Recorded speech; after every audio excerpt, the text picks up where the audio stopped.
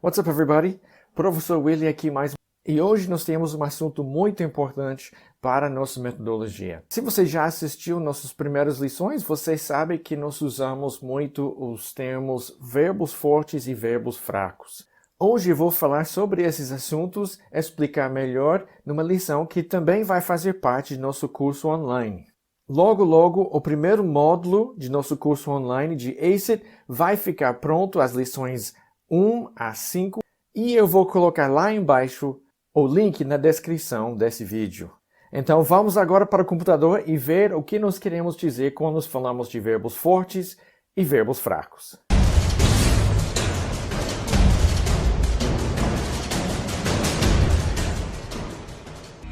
Sejam bem-vindos a Verbos Fortes e Fracos com o professor Willie, sou eu, e isso é alguma coisa que é muito importante para o nosso curso e vai fazer parte do curso online que estamos desenvolvendo agora. E eu queria passar para vocês aqui no YouTube porque é uma coisa fundamental quando nós falamos as primeiras 5 lições de nosso curso grátis aqui no YouTube.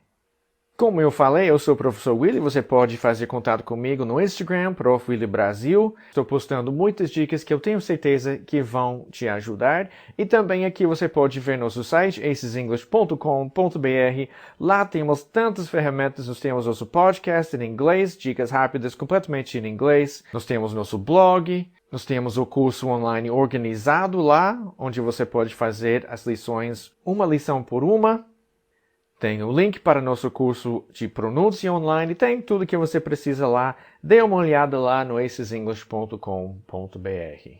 Então, os tópicos, o que nós vamos fazer hoje? Vai ser um vídeo rápido. Nós vamos falar o que significa verbo forte, o que significa verbo fraco, como usar os verbos fortes e como usar os verbos fracos. Então, verbos fortes. Lembrando que isso é uma terminologia que nós usamos em nosso curso. Nem sei se você fizer uma busca no Google, se você vai achar coisas que não são nossos vídeos aqui no YouTube, o que vai dar lá. E começando, a coisa que nós temos que lembrar é que verbos fortes são o verbo to be e os verbos auxiliares. E só. Então, quando nós falamos de verbos fortes, verbos fracos, a coisa mais fácil de fazer é lembrar dessas duas coisas. Se não for o verbo to be ou não for um verbo auxiliar, é fraco. Se for, é forte.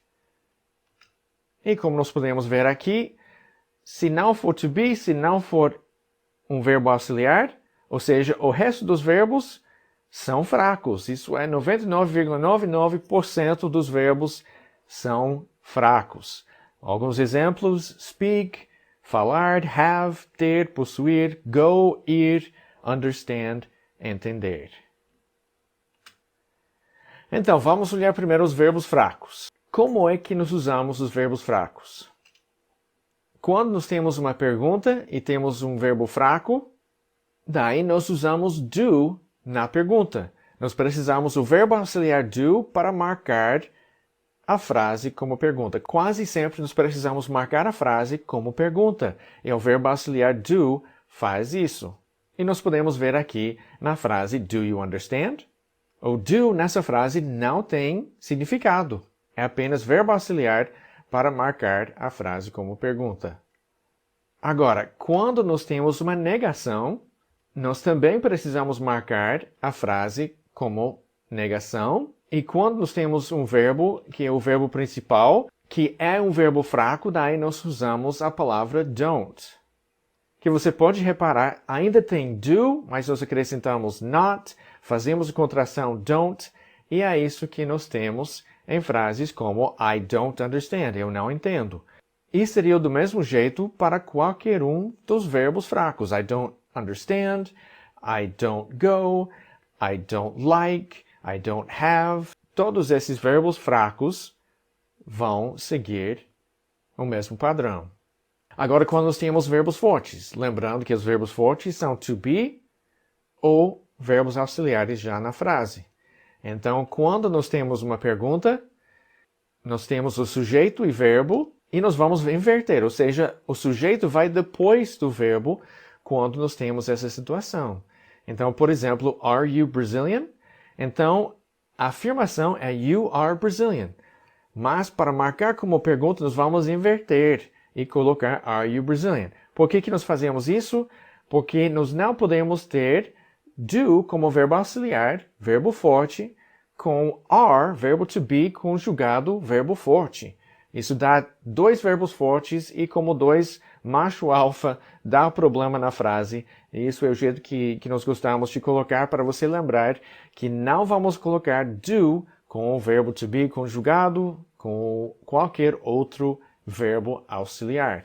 Agora, quando nós temos a negação, o que nós vamos fazer? Nós vamos colocar not. Repara, não é don't, como nós fizemos com os verbos fracos, porque nessa situação nós já vamos ter o verbo forte como are. Daí não pode ser you are don't, porque do, verbo forte, are, verbo forte, não dá os dois verbos fortes. Então, acaba sendo you are not Brazilian, que nos contraímos a maioria do tempo e ficaria you aren't Brazilian. Então, vamos analisar o verbo nessas duas situações e você vai me dizer se é verbo forte, se é verbo fraco e como é que nós vamos formar uma frase usando esse verbo. You are. You are. Primeira coisa, nós vamos olhar o verbo are. É o verbo to be ou um verbo auxiliar. You are sim, é o verbo to be, conjugado. I am, you are, he is, she is, it is e o resto are. Então, identificando que é o verbo to be ou um verbo auxiliar, nesse caso o verbo to be, nós sabemos que é forte. E quando é forte, na negação, nós vamos colocar not. You are not. Ou aren't contraído. Lembrando que um falante nativo norte-americano vai sempre usar essas contrações fora de duas situações, quando é uma situação formal ou uma situação onde nós queremos colocar mais ênfase. E na pergunta, o que nós vamos fazer? Se lembra? Nós vamos inverter, colocar o sujeito depois do verbo e you are Brazilian, que seria a afirmação, fica are you Brazilian? E nós acabamos começando a frase com o verbo to be. Agora outro exemplo, speak. Vamos começar analisando esse verbo speak e primeiro identificar se é forte ou fraco. Verbo speak é o verbo to be ou um verbo auxiliar? You speak não é auxiliar, não é o verbo to be, então é fraco.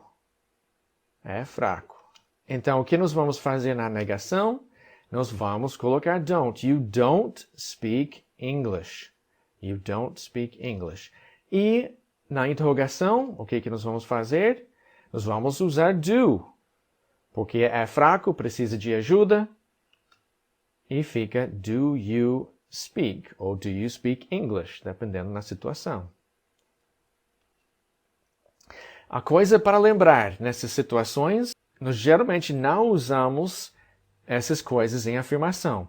I am Brazilian já é verbo forte, já está bem. E no exemplo I understand, nós geralmente não falamos I do understand. O do vai para negação, para interrogação. Pode usar? Pode, mas é em situações onde nós queremos mostrar mais ênfase. I do understand. E isso é mais raro nos Estados Unidos. E vamos dar uma olhada aqui nos verbos fortes que nós mais usamos. Nós temos o verbo to be, tem can, would, should, could e might. Tem alguns outros que são menos usados, mas esses são os verbos fortes que nós mais usamos, que você deveria ficar de olho para identificar se o verbo na frase é forte ou fraco. Também nós vamos disponibilizar um PDF lá na descrição desse vídeo, que você vai poder baixar depois, que é um dos PDFs que vai ser incluso em nosso curso online, com as primeiras 5 lições, o primeiro módulo, e vai explicar mais sobre essa coisa de verbo auxiliar. E então, obrigado por estar aqui mais uma vez. Thanks. Thank you very much. Não esqueça de se inscrever e tocar ou clicar no ícone do sino para sempre ser avisado cada vez que nós ou lançamos um novo vídeo, ou fazemos uma live de surpresa. E me siga também no Instagram, Prof. Willy Brasil. Então, eu espero que você tenha gostado do vídeo de hoje, mas espero mais que você tenha aprendido alguma coisa. E aquela coisa especial que eu falei no começo, aqui lá na descrição você vai ver um link para um cupom onde você vai poder ganhar nosso curso de pronúncia ou o primeiro módulo de nosso curso ACIT Online, lições 1 a 5. E seguindo esse link e usando esse cupom, você vai ganhar nosso curso com um super desconto. Não perca, vá lá agora, ganhe seu curso com super desconto. Já comece ou de aprender inglês ou melhorar o seu inglês já esse ano. Muito obrigado por estar aqui conosco. Até a próxima vez. Eu sou o professor Willy. Keep studying and don't give up.